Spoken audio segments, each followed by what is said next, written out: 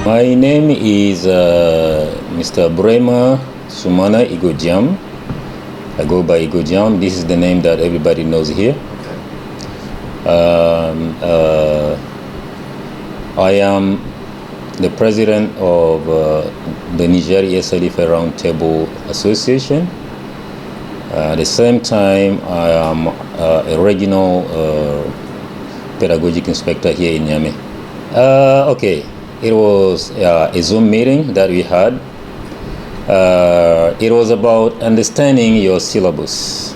I said the implicit part of it because, the reason I did that is our anecdotal experience about, what we see on the ground with teachers. We understood that there are some teachers who do not understand how to use the syllabus. Based on some questions that I used to answer. For example, some teachers would say, is it possible, for example, to start from Unit 2 and then go back to Unit 1, or take some items from Unit 2, some items from Unit 1 and teach them together, things like that? Or can I use the textbook without looking at the syllabus? Some people ask whether the syllabus is the textbook or the textbook is the syllabus, while they are different. So we need to make it clear. It's based on things that I experienced that I decided just to really do something about that. It's not something that can happen in one night or one day. It is something we need to have some series of trainings about that. The syllabus does not talk. It just gives you the contents, or what should be taught, but not how you're going to do it. This is, dependable. It depends on how skillful you are and what you got in your initial training. Because as a teacher, you are a professional. So the syllabus considers that you are a professional. So the syllabus is going to give you the minimum, that is just the contents. This is what we need. We want you to teach. How you're going to teach it, this is on your professionalism. Okay, they need to really have more explanation, because based on what I saw, it means that probably there is something that is going on in the classroom that is not supposed to be. If you don't understand your syllabus, you wouldn't be able, to kind of really take from the syllabus what you're supposed to take to prepare a lesson. So the lessons that are supposed to prepare depend on the syllabus. And if on your syllabus you don't know, what is given to you, there are some things that are not said, they are implicit. The Zoom conference I had yesterday, I gave examples of the fact that the syllabus says, I gave the example of Unit 7 of the Troisième syllabus. And it was the environment. He's saying the topic is environment. It's all he says. It doesn't say that these are the vocabulary words that you're going to teach. It doesn't say, whatever you're talking about in this unit, you have to use, for example, things that are related to the environment. It doesn't say that. It just says the environment. It says you should review relative pronouns, and that you should also teach relative clauses, okay? And suggestions with let's and how about. If you take, for example, let's and how about, you will notice that, they mean the same because they all suggest, but they have different usages. So I believe that if they understand that not everything is explicitly said on the syllabus, they will be able to try to find out what is supposed to do.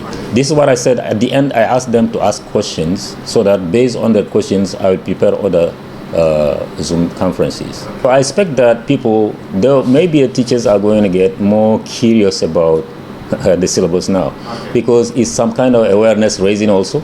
Maybe from now on they will know that actually there are many things that we don't know about the syllabus. We need to ask questions, okay, for our own benefit, and also for the benefit of the practices. The benefit of the students also, the learners, okay. I await to see teachers really coming with questions and taking it seriously. Teaching is something that is very noble. I don't think you're going to make money in that, but it's something that is very noble, because you are building lives, okay? So I know teachers are going to come get back to me, and I will be able to help them. And this way, it is going to be for the betterment of the practices in Niger. So for those participated, because we have issues of connection.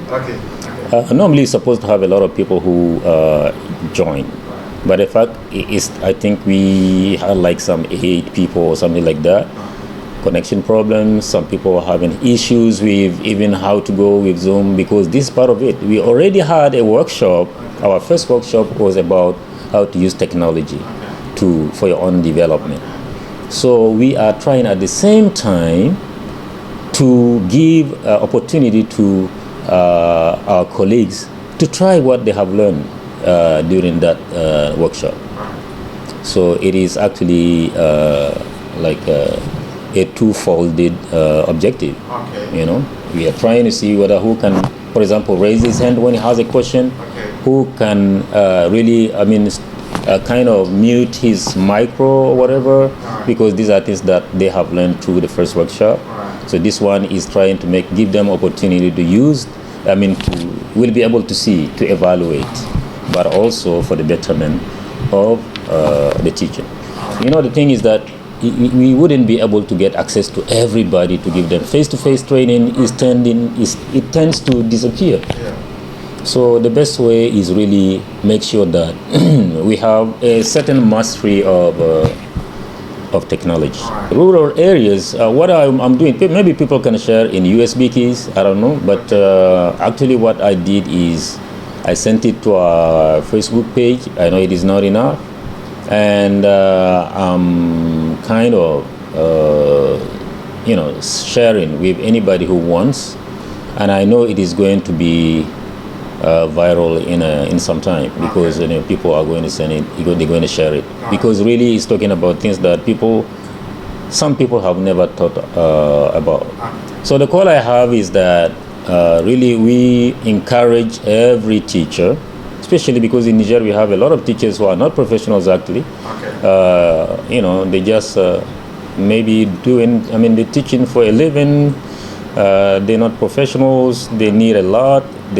Some of them don't even have like an initial training. So everything depends on us and on our colleagues, because you can learn from trainers, but you can learn also from your colleagues. So we are trying to give them all the assets that they need to really become professionals of English. So we want people really to ask questions when they should not that, they can ask questions, not only the trainers, but also the colleagues. And as long as they ask questions, they will get answers, to the questions. Okay, now this is for the colleagues. And as far as, let's say the government is concerned, the government also has to play their part. People talk about means. We have the means are scarce. We don't have means to get access to everybody face to face. So we hope they will be able to promote this. Finding some way to really make sure that people, wherever they are, will be able to get access to online stuff.